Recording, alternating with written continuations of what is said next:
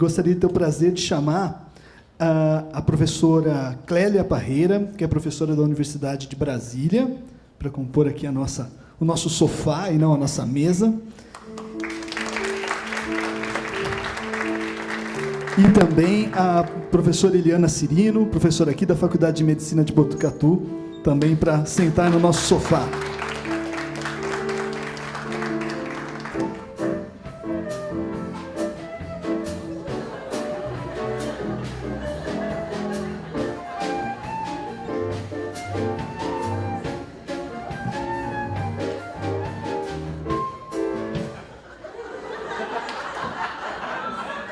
De surpresa, né?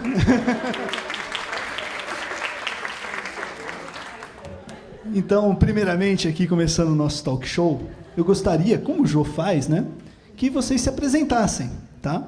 Falar um pouquinho de onde vem, do que faz, antes da gente começar mesmo falando sobre o nosso tema, tá ok?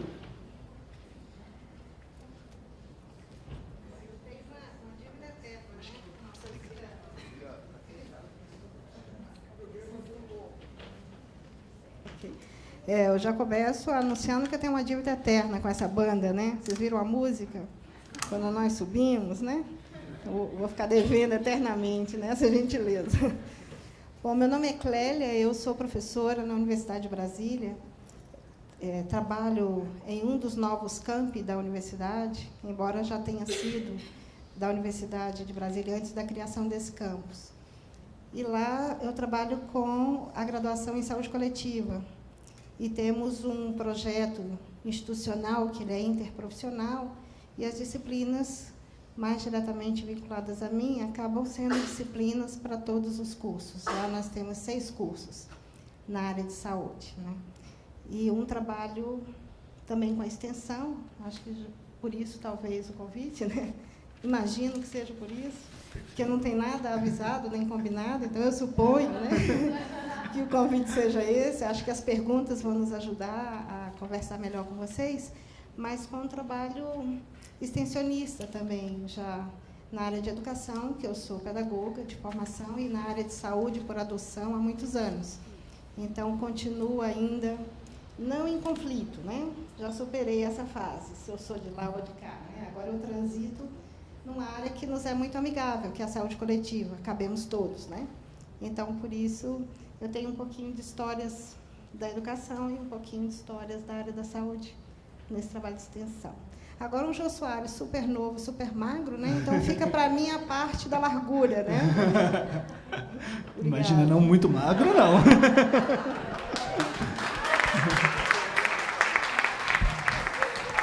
Agora nós temos o Natanael aqui para servir a nossa água, né? Obviamente. Finalmente eu vou descobrir se é água mesmo, né? Porque do meio da entrevista as pessoas vão ficando tão alegres e à vontade, fica sempre a dúvida se é água, né?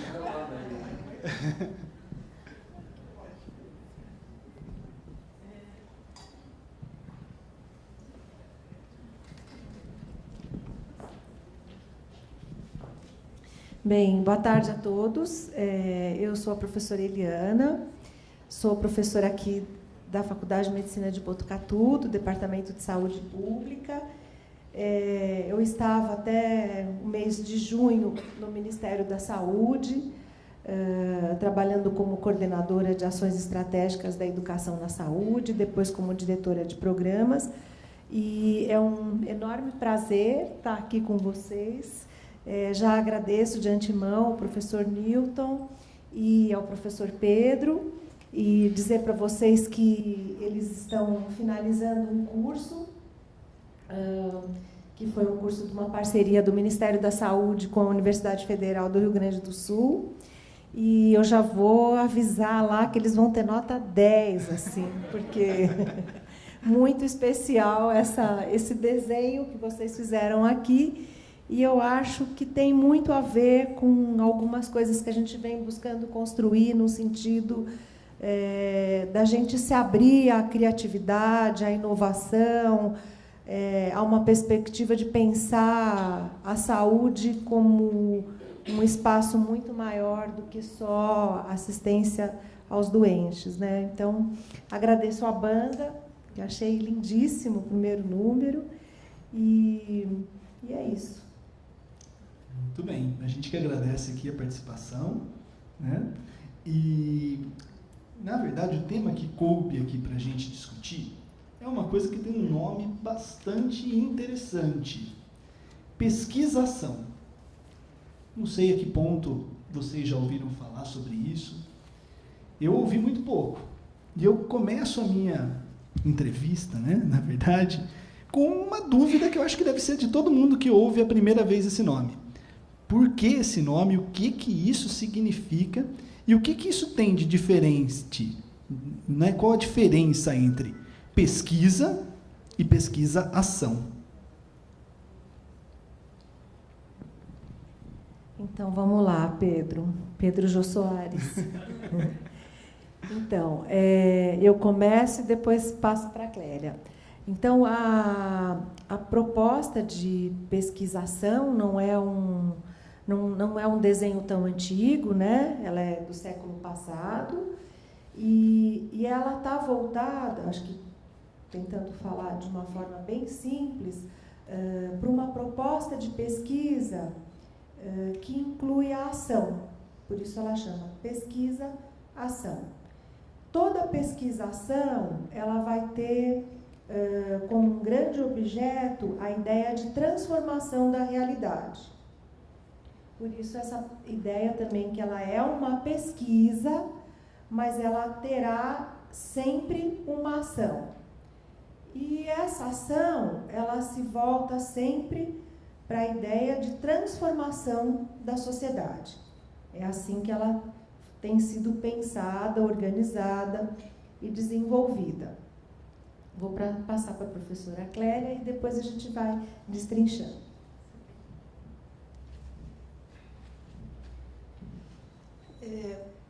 Parece um jogo de palavras, né? Pesquisação.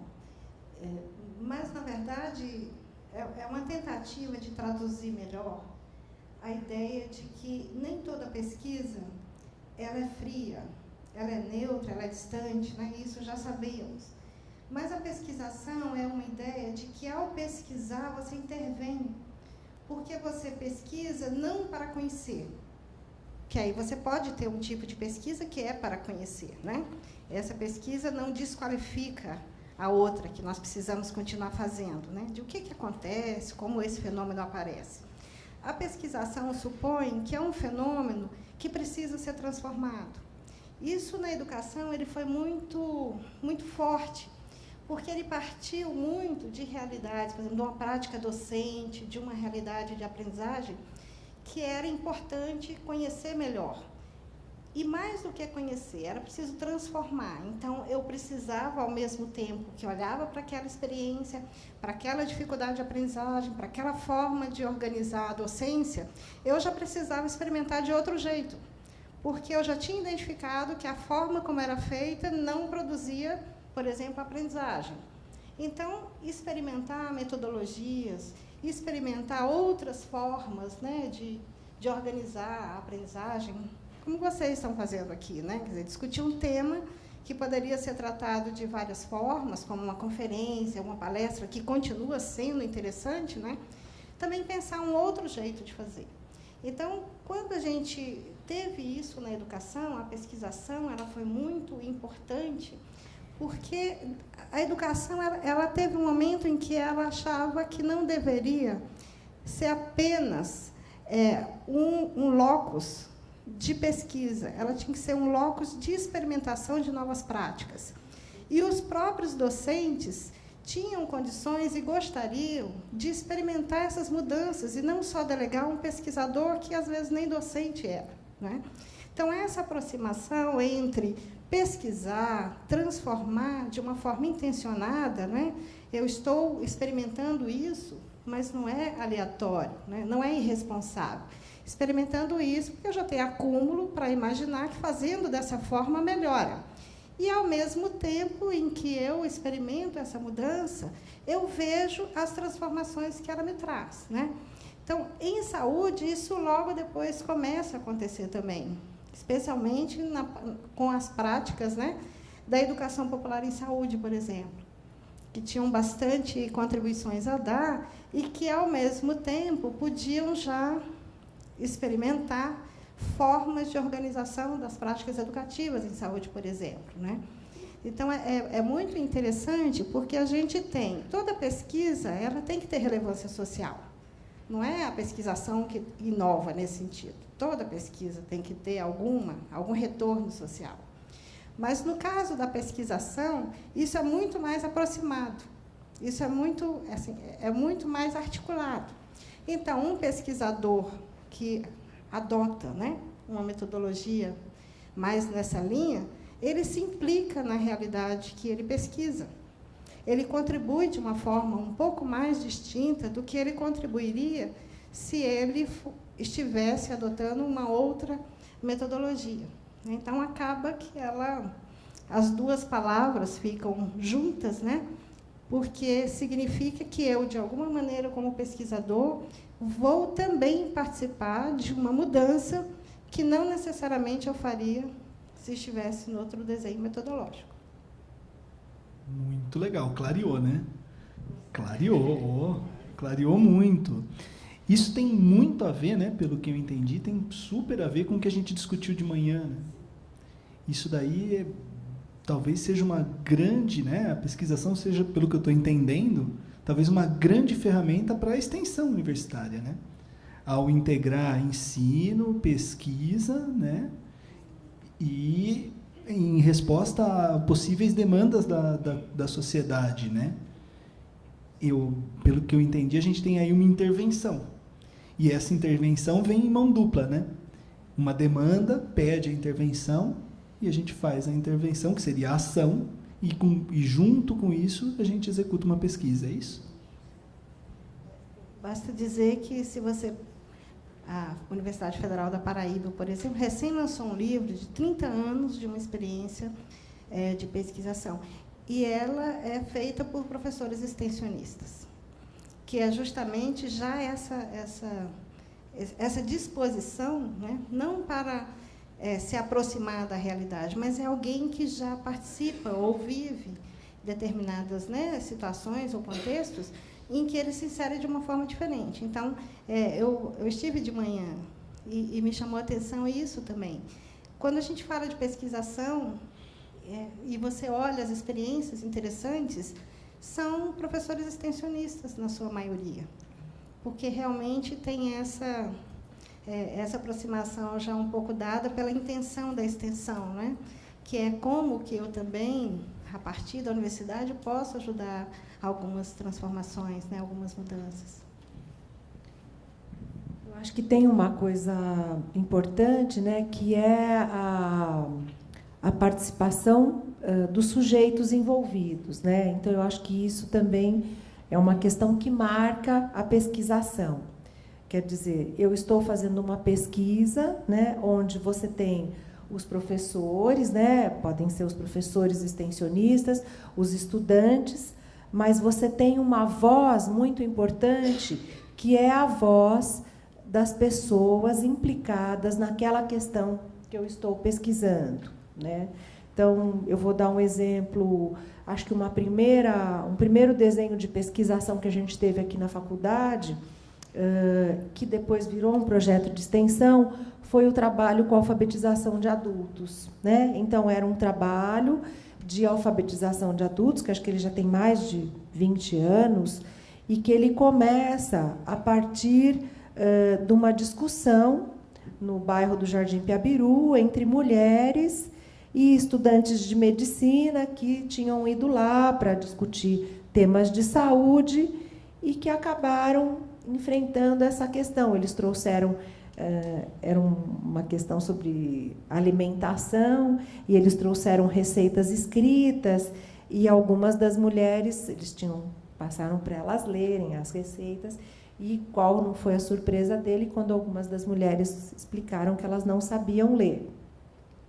E aí foi feita toda uma discussão e se começou a pensar um trabalho de alfabetização, mas não nesse desenho formal que a gente tem, que o professor fala e o aluno escuta, mas num outro desenho e numa outra dinâmica, onde todos falam, todos escutam, todos discutem, e essa é uma construção muito mais desse coletivo. Então, eu acho que isso também é uma característica.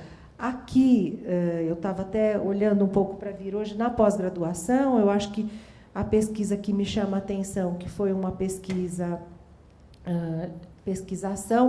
é a pesquisa da enfermeira Luciana Parente, do Centro de Saúde Escola, sobre atenção ao diabético, onde você tem como parte da construção do projeto dessa pesquisa a voz do paciente diabético e que ele, com os pesquisadores, então, constroem a dimensão de como era para o paciente o sofrimento, o cuidado à sua saúde, a questão de não comer o que os outros comiam, e como é que se constrói, então, a partir desse desenho, uma possibilidade de qualificar a atenção ao diabético. Então, todos estão envolvidos no desenho e vão estar trabalhando junto. Acho que tem muito essa dimensão, de que é um conceito em que eu não sou eu, como pesquisadora, que desenho esta pesquisa, mas na ação,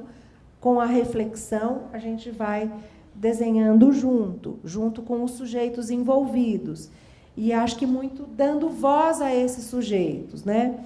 E ela sempre será uma pesquisa qualitativa, né? Acho que isso é importante também para a gente estar conversando. E ela sempre tem esse desenho que a gente fala meio em espiral, de ação, reflexão, ação, reflexão. Tanto que ela não, normalmente a gente fala que ela não se acaba em si. Ela é uma pesquisa que ela terá sempre um novo aspecto, uma nova questão, porque ela continua nessa perspectiva de responder às necessidades daqueles sujeitos envolvidos no problema que eu estou estudando. Pelo que eu entendi, assim, é um processo bem dinâmico, né? De ida e volta, e o projeto, pensando num projeto de pesquisa, em docente novo que quer mais é fazer projetos, né? Se eu fosse fazer um projeto de pesquisa, uma pesquisação, esse projeto ele vai ser um começo disso, né? Só que esse projeto ele vai ter que, ao longo do tempo, de acordo com a espiral, né, com o ciclo, ele vai ter que ser mudado, né? Isso seria possível se fazer isso daí. É uma coisa dinâmica, começaria de um jeito e isso daí iria evoluindo e, de repente, com as demandas, as respostas que a gente vem recebendo, a gente muda ele. Tá certo esse raciocínio? Sim, é certíssimo. E nós temos que pensar o seguinte, as pesquisas e que se faz e que se segue fazendo, a escolha metodológica, ela não é a priori, né? Primeiro tem que ter a pergunta, né? Então, não é qualquer necessidade de produção de conhecimentos que pede uma abordagem como essa. Então, às vezes a gente, durante muito tempo, a pesquisação ela não era muito referida como tendo rigor. Ela era um pouco identificada quase que com a militância, né? Porque ele é militante nesse tema, engajado, extensionista, né? Como se isso o distanciasse desse lugar do pesquisador, né? Era também um momento em que se entendia pouco que o fato de não ter a mesma organização que se tinha em outros tipos de pesquisa era como se isso não fosse rigoroso. Mas a pesquisação, ela tem rigor, né? Tanto é que ela não cabe em qualquer lugar, senão, se não tivesse rigor, em qualquer situação ela caberia, né? Então, veja, se ela é espiral, ela significa que ela muda algo, porque senão você pesquisa, intervém, transforma e chega num estado ótimo, né? Mas ela permite que aquela mudança que você fez crie uma nova situação, ou uma nova realidade, ou uma nova condição que pede que você siga pesquisando. Então, não significa, a gente fala, não significa que você caia no buraco negro e nunca mais saia, né? Não é isso. mas significa que, de certa forma, as mudanças que a própria pesquisa implementa te ajudam a pensar se essa nova situação requer mais conhecimento sobre isso. Se você pensar a aprendizagem, vou dar um exemplo de aprendizagem, e você tem uma tentativa de uma mudança na interação do professor com o estudante, e isso repercute bem e positivamente, você está com muitos desafios a partir disso, né? Porque esse conhecimento novo sobre a qualidade dessa relação terá que passar para um outro nível, né? Então, as contribuições que a gente traz com um estudo como esse, em algum momento, as pessoas entendem que esse seria um processo natural, né? Que não é científico. Nós já superamos, mas eu estou dizendo assim, ainda há a compreensão de que a pesquisação, ela é como se fosse assim, ela não é bem uma pesquisa, né? A pessoa acha ótimo, mas está faltando alguma coisa que a qualifique como pesquisa, né?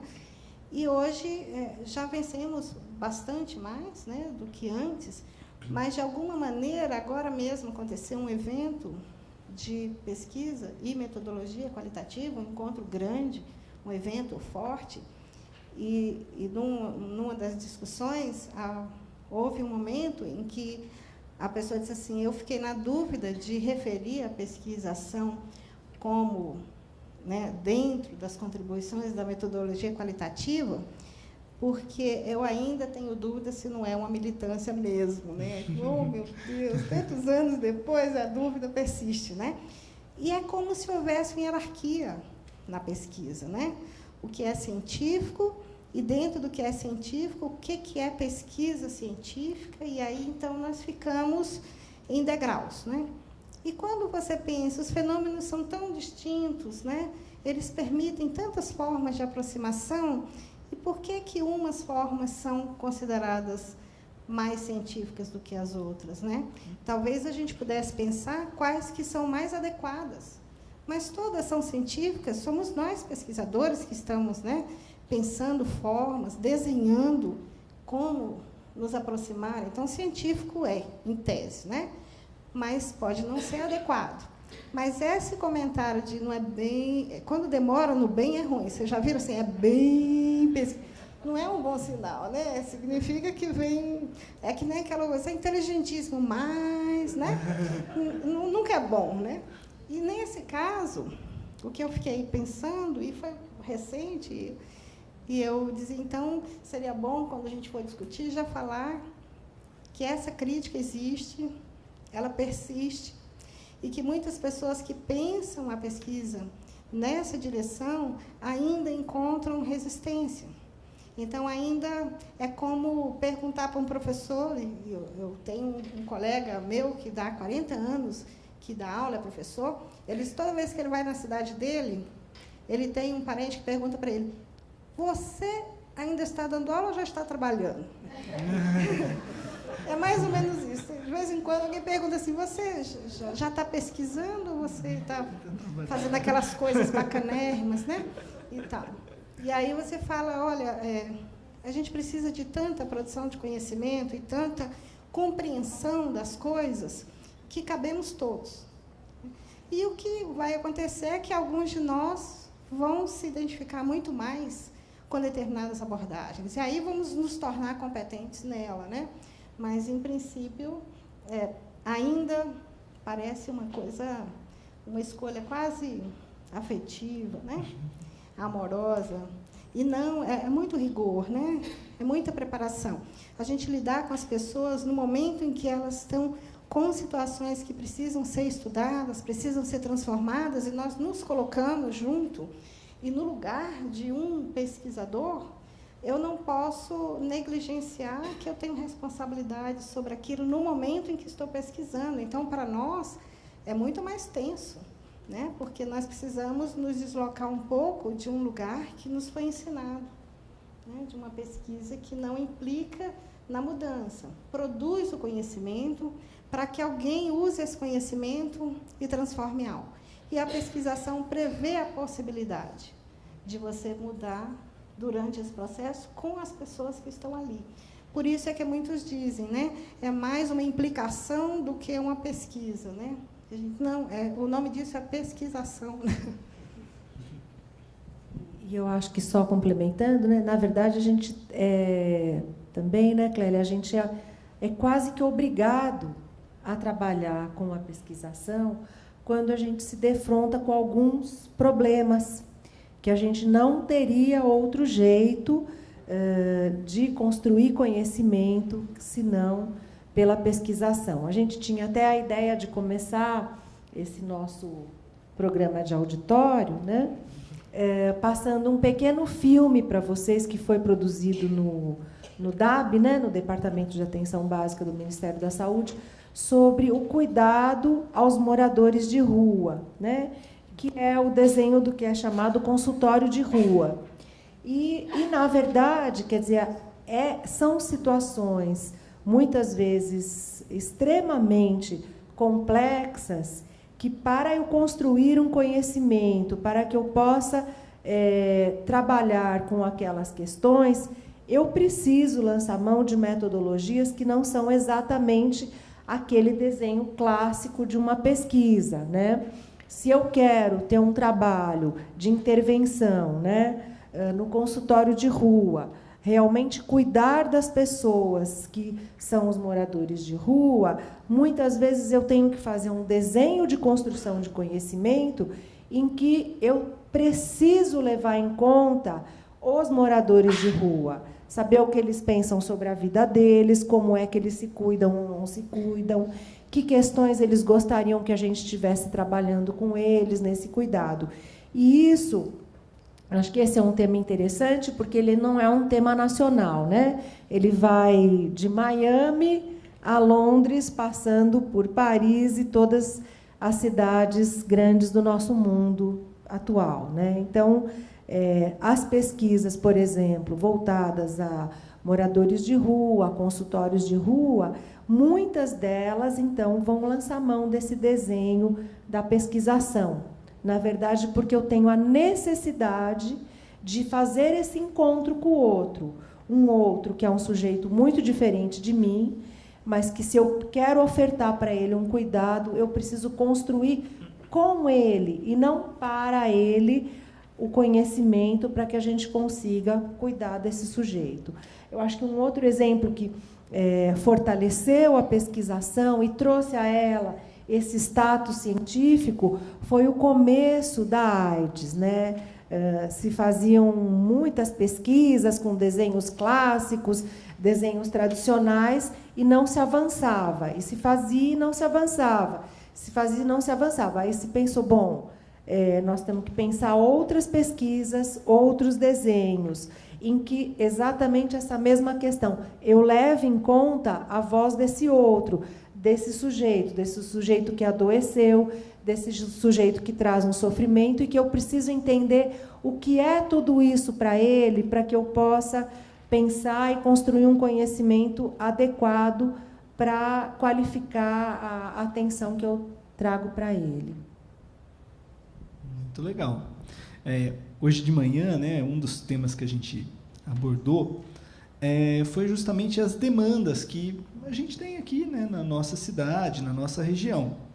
E aí o professor Perassoli até deu uma ideia, né, da gente tentar fazer essa interlocução, né, entre as demandas e o que a universidade pode oferecer, né? E aí a gente vê que aqui a gente tem uma população, um pessoal que está aqui, quem está aqui gosta de extensão. E eu tenho certeza que deve estar pensando assim, bom, dependendo de tal demanda, eu topo participar. E aí eu acho que o grande ponto da gente estar discutindo a pesquisação é que a gente pode executar essa atividade de extensão dessa forma, né? Nessa linha metodológica, não sei se eu posso chamar assim, né? E então agora eu gostaria de abrir para perguntas, né? Transformar o programa do João num programa livre, né? E queria ouvir de vocês aí dúvidas, né?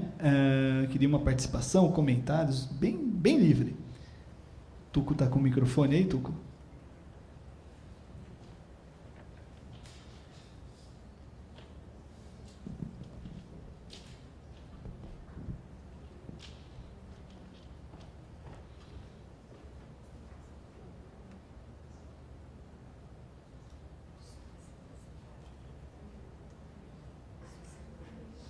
Só se apresenta antes, Marla. Marla eu conheço, mas se apresenta aí.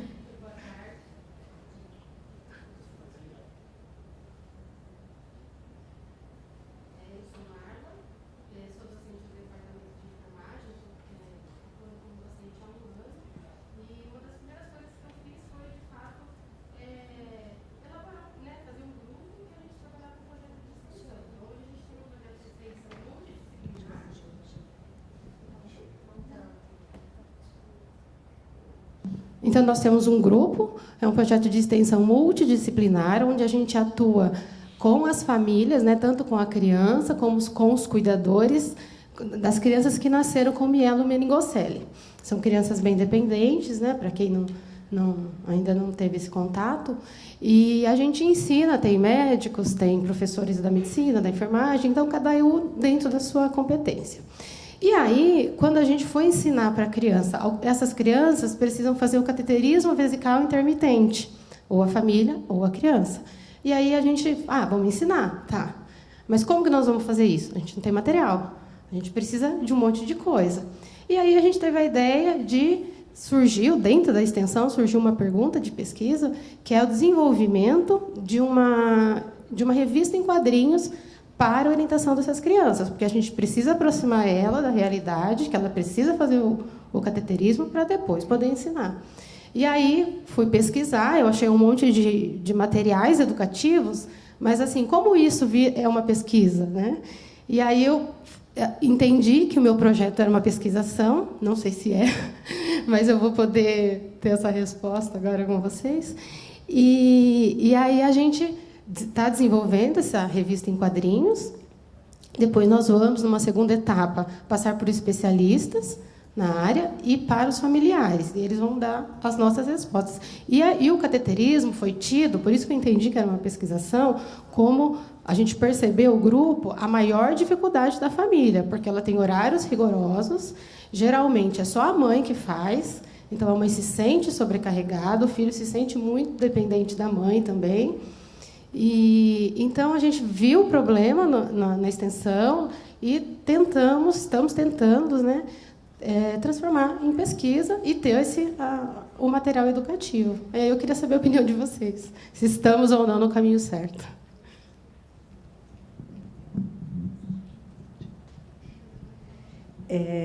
A revista em quadrinhos em si, ela pode ou não ser um desenho. Por quê?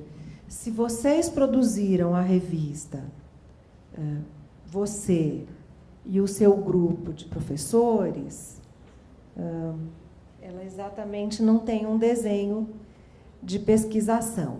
Isso é uma coisa que precisa ficar clara. Para ela ser uma pesquisação, eu preciso da participação desse outro na construção desse conhecimento que eu estou elaborando. Acho que esse é um ponto até para a gente entender que esse é um aspecto complexo do desenho. Tá? Claro que você está trabalhando com reflexão e ação. Refletiram sobre o problema. As pessoas não conseguem executar tal ação, né? Para ela ser realmente uma pesquisação, eu preciso que nesta construção eu ouça, eu tenha a voz e a participação desse outro sujeito. Entende isso? Aí sim ela tem uma construção dentro de um desenho de pesquisação. Ela não pode ser uma coisa que vocês sozinhos elaboraram. Ou você tem que ter um desenho que ele vai e volta 1000 vezes. Você escolhe 3, 4 mães que vão te ajudar a construir e você olha o material junto, ou elas desenham junto com você, ou você pega qual é a maior dificuldade e elas vão te ajudar a desenhar essa maior dificuldade, ou as crianças participam disso, porque eu preciso ter esta interação entre o sujeito que pesquisa e o sujeito envolvido com aquele aspecto que a gente quer transformar. No caso da sua transformação maior, seria qualificar a assistência a esse grupo de pacientes, né? Mas quanto mais eu ouvi-los e que eles tragam as dificuldades, tá? E o que é que seria legal para isso dar certo, mais eu estou trazendo esse envolvimento dele como sujeito nessa ação. Você passar para a Clélia. Eu acho que é isso. Assim, muitas pessoas têm usado a produção do material educativo justamente como um facilitador dessa conversa, da identificação das dúvidas, de um pouco mapeamento de quais são as questões que são mais preocupantes para esse grupo, ou, de certa forma, são aquelas informações que eles sentem mais necessidade. Então, muitos dos grupos de pesquisa têm transformado esse material que a gente tende a produzir de partida como o produto final. Então, isso ajuda muito, porque quando você diz, olha, ele vai ser o nosso produto final, ele, para esse grupo, ele não precisa mais ter o material na mão, porque durante as discussões de elaboração, de priorizar os temas que deveria constar num material como esse, né? História e quadrinho, ela é muito interessante, porque você não precisa jogar quase nada no texto, você tem a própria figura, né? Os desenhos das pessoas, ou dos cenários, que ali você já consegue resolver bastante das questões que precisaria tratar, não é? Então, muitas vezes, você tem a escolha do material educativo, pode ser uma cartilha, pode ser um vídeo, né? São várias opções. Pegando o do desenho animado, ele seria como se fosse assim, no processo de elaboração do que seria essa história em quadrinho, do que seria essa revista, é o que você vai trabalhar com esse grupo. Então, aquele produto, você pode até ter e dar início a outro grupo, não é? Mas, nesse momento, pelo que você descreve, eu entendo que colocá-la como um produto que resultará dessa intervenção que vocês estão tendo com essas famílias, com essas pessoas, né? Ele vai ser só uma celebração ao final, não é? Mas o processo, sim, é onde a intervenção acontece. E depois, é claro, que faz muita diferença você ter nas mãos um produto que, de alguma maneira, você opinou, as pessoas se veem sempre, né? Escolhas. Fizemos isso recente com um grupo de crianças muito pequenas, de uma área rural próxima de Brasília, que são todas crianças de famílias que trabalham com pequenas, né, produção rural bastante pequena, mas que começa a vender os produtos. E eles consomem muito, usam e consomem bastante agrotóxicos. Então, nós fomos fazer um trabalho. E uma das coisas que motivava mais era a história em quadrinho, por isso que eu estou comentando. E essa experiência foi muito interessante, porque eles pediram para a história em quadrinho ser para os pais deles. Porque eles diziam o seguinte, olha, lá a gente não come o que bota remédio, né? Que eles chamavam, a gente não come, a gente come o que não tem remédio, né? Mas meu pai come. Então, eles começaram a fazer uma história em quadrinho para os pais, e a gente queria um pouco, a ideia da pesquisa era justamente saber quão apropriadas as crianças que trabalham no campo e que, junto com os pais, né, de certa forma, usam ou não produtos, né, de o que chamavam antigamente dos defensivos, né? Chegou a ser chamado de defensivos, a gente olha hoje e fala, meu Deus, como foi possível, né? Chamar de defensiva agrícola, né? E quem defendia o humano, né? Então, ela nos apoiou muito, mas quando nós a colocamos nesse lugar, né? Nós vamos usá-la para construir, para identificar, principalmente essas dúvidas que eles têm, ou um tipo de ajuda que, eventualmente, eles precisem da gente, né? E aí a intervenção, que seria a grande contribuição de vocês, ela vai ser nesse momento do diálogo, e que depois se concretiza no que seria a história em quadrinho. Muito legal. Mais alguma pergunta?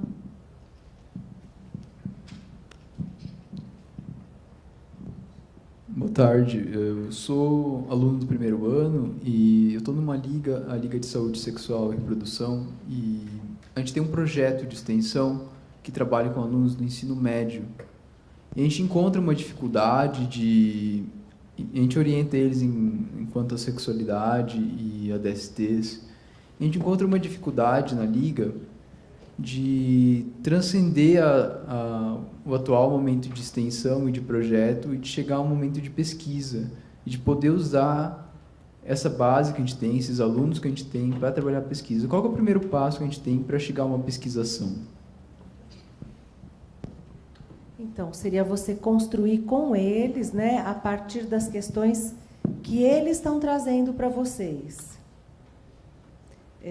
Que questões eles gostariam de estar desenhando com vocês num projeto.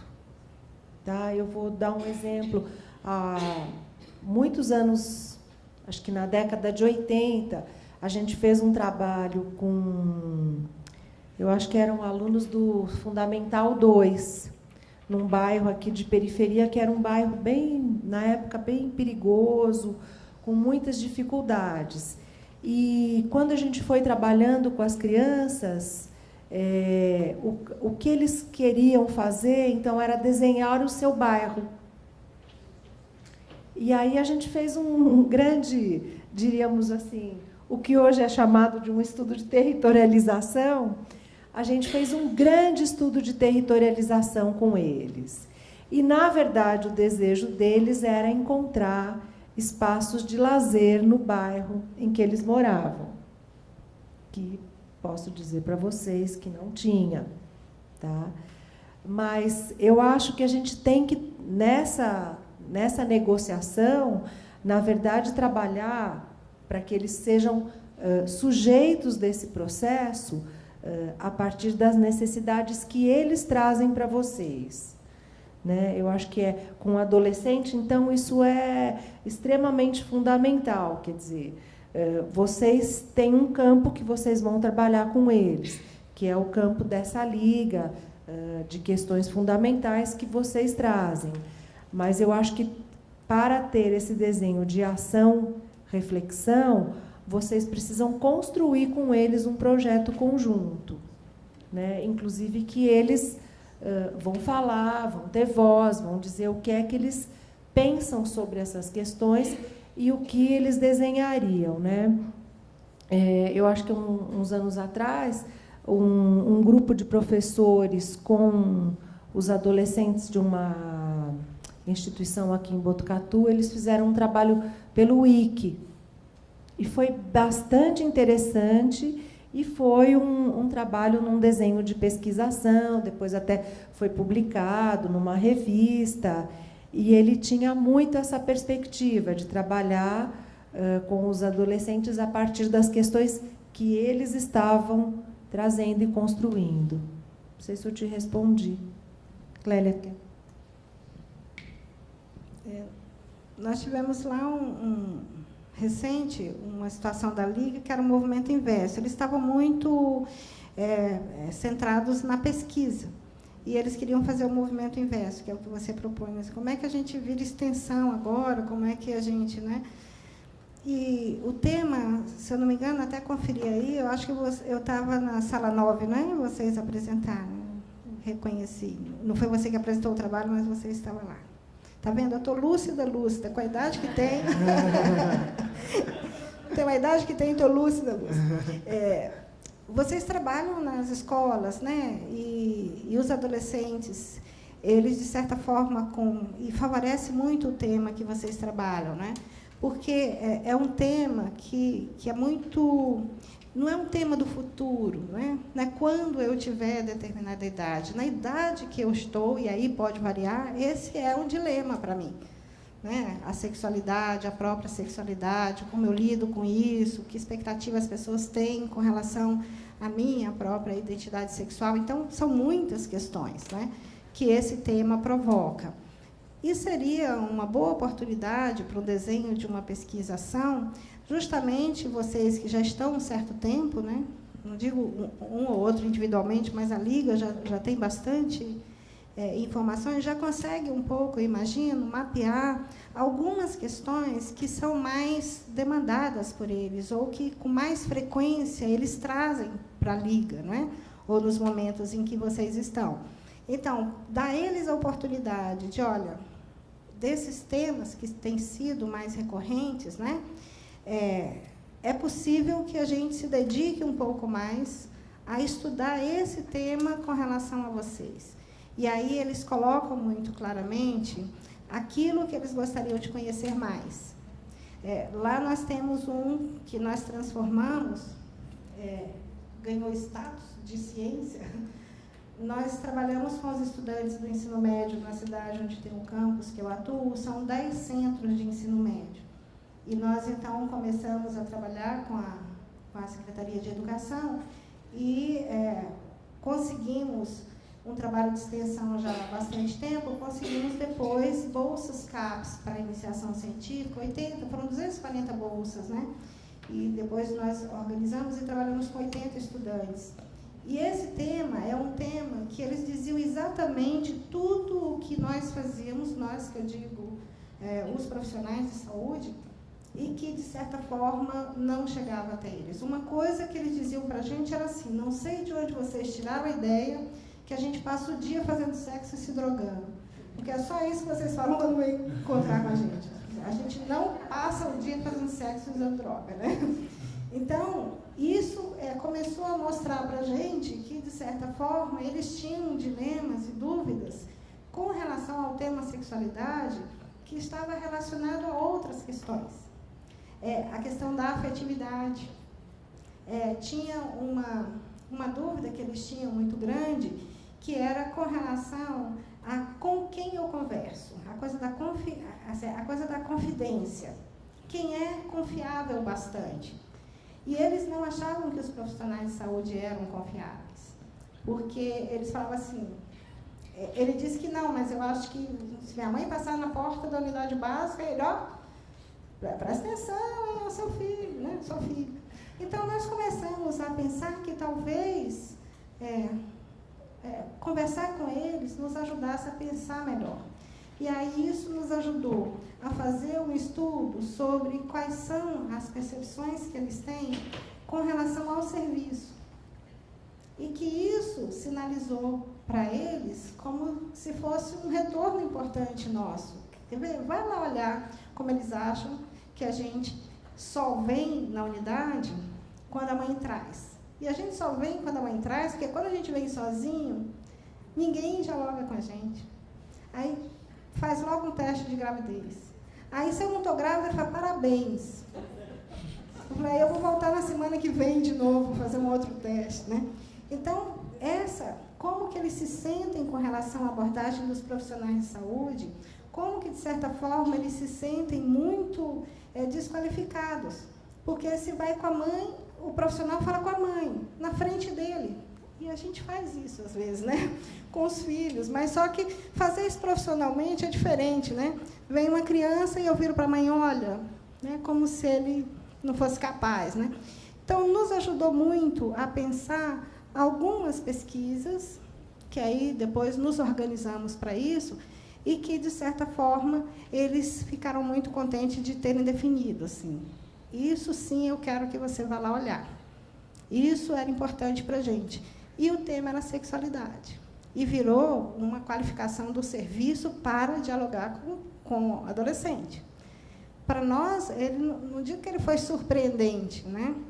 Porque a gente sabe que tem essa falta, né, de aproximação com esse segmento. Mas o que nos surpreendeu é que, naquela população, quando nós íamos discutir com eles, os dilemas eram muito... Vou dar um exemplo para você entender. Um fez a seguinte pergunta. Nós falamos assim, vamos ter que começar de novo, né? Nascer de novo, começar de novo. Um disse assim, eu sei que o homem e a mulher, quando fazem sexo, eu sei dos riscos, sei de como, né, evitar, eu sei, inclusive, da possibilidade de uma gravidez. Mas, quando uma mulher faz sexo com mulher, eu não sei qual das duas corre risco de engravidar. Ó, eu também. Eu não imaginei que isso fosse uma dúvida, né? E aí, dúvida é bom por isso, né? Se você cria um ambiente para que ela apareça, aí ela aparece, né? E aí nós falamos assim, meu Deus do céu, os dilemas são outros, né? E a gente aqui, supondo que a gravidez é por não conhecer métodos contraceptivos, né? As preocupações são outras. Então, assim, o que ele ouve, de quem que ele ouve, de certa forma, quem que ele considera legítimo para informar, isso num tema como o de vocês é muito importante estudar. Assim, quem é que é o interlocutor respeitável na perspectiva deles? E lá nós vimos que não era o profissional de saúde, lamentavelmente. Então, isso nos ajudou muito. É só um exemplo, né? Até porque, né, eu acho que vocês estão numa área extremamente fértil, no sentido de construção coletiva, de pensar, porque a gente, realmente, os serviços de saúde estão completamente fechados, não respondem às necessidades, não sabem responder às necessidades dos adolescentes, né? Acho que essa área ela é realmente assim extremamente rica se a gente quer pensar um desenho que de fato responda à necessidade daquele grupo de população, né? Quer dizer, eu preciso ouvi-los para que eu possa pensar numa ação transformadora e, na verdade, para que eu possa preparar os serviços de saúde para ouvirem os adolescentes, né? Acho que a gente tem quase nada voltado para esse grupo de população, né? Legal, muito bom. Infelizmente, a produção aqui me avisou que o nosso tempo se acabou, né? Queria agradecer enormemente a professora Clélia, professora Eliana, tá? Acho que foi uma atividade bastante proveitosa, né? Bem, mais uma conversa mesmo, e acho que foi muito legal. Apesar de eu estar na organização, confesso que eu estou surpreso com o quanto que foi legal essa atividade. Tá? Então, eu queria agradecer demais, tá? A professora Clélia, que viajou, né? Veio até aqui para visitar a gente, colaborar com a gente, né? A professora Eliana, que também é sempre extremamente colaborativa com a gente, né? E agora eu vou convidar todos para ouvir a nossa segunda apresentação musical, que vai ser a Irlandês, que é também uma suíte de flauta e piano jazz do autor Claude Bolin. E, na sequência, a gente continua com o nosso talk show.